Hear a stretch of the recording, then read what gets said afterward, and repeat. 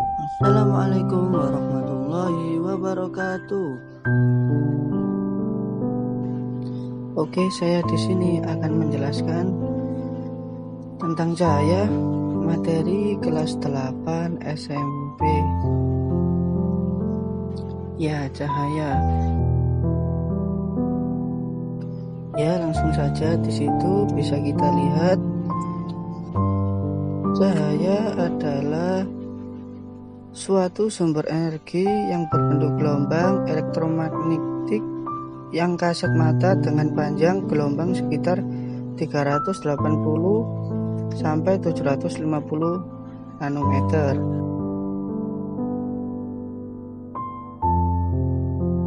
Cahaya yang dimaksud di sini adalah gelombang elektromagnetik spektrum cahaya yang tampak meliputi cahaya merah, jingga, kuning, hijau, biru, nila, dan ungu.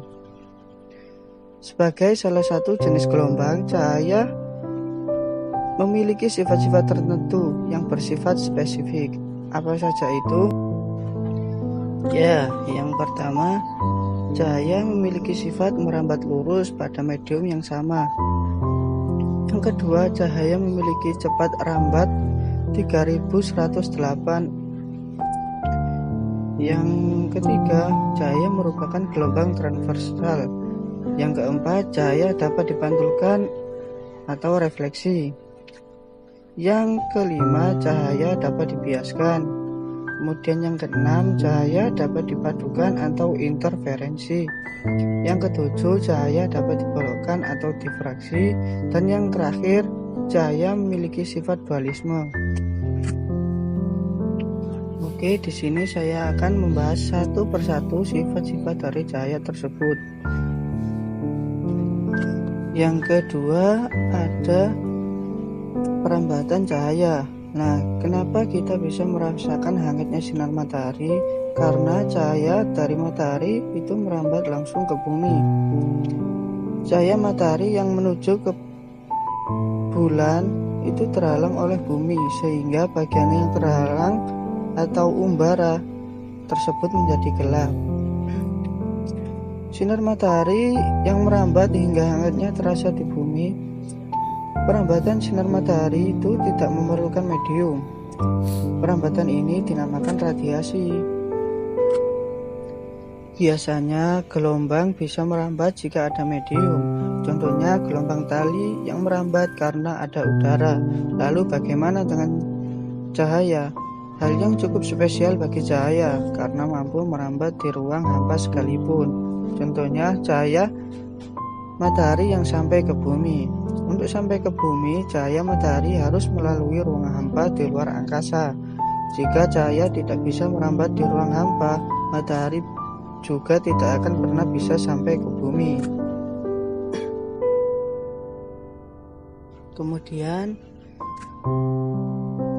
berdasarkan dapat tidaknya suatu benda yang dapat dilalui oleh cahaya, itu ada beberapa. Yang pertama, benda bening atau kaca, air, dan lain-lain. Kemudian benda tembus cahaya seperti kertas minyak dan lain-lain. Kemudian benda yang tidak dapat ditembus oleh cahaya. Oke, yang selanjutnya ketiga. Di sini ada pemantulan cahaya. Pemantulan cahaya atau refleksi itu dibagi menjadi dua, yaitu ada pemantulan teratur dan pemantulan baur.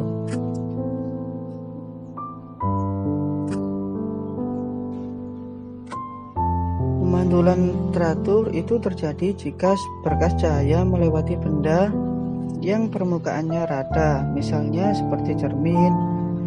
Sedangkan pemantulan baur akan terjadi jika berkas cahaya melewati bidang yang tidak rata, misalnya seperti kayu, batu bata, dan sebagainya.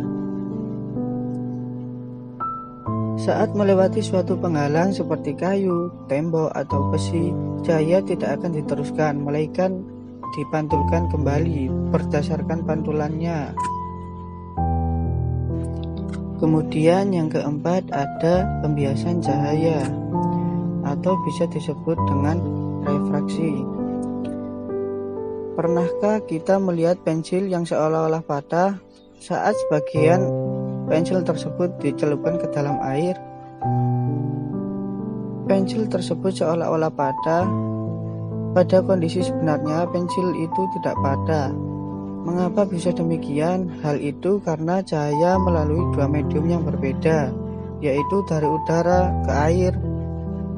Seperti kita ketahui bahwasanya air dan udara memiliki indeks bias yang berbeda.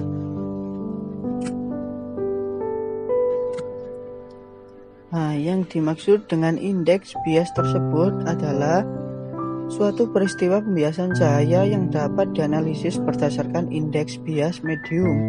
Indeks bias ini merupakan bilangan yang dinyatakan kemampuan medium untuk membelokkan cahaya.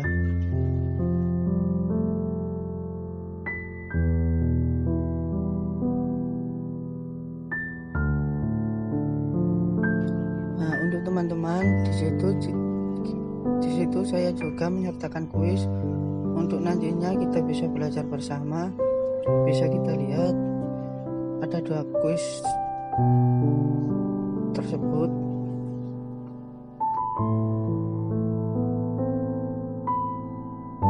Oke, sekian yang dapat saya jelaskan dari materi cahaya tersebut. Kurang lebihnya mohon maaf. Sekian dari saya. Wassalamualaikum warahmatullahi wabarakatuh.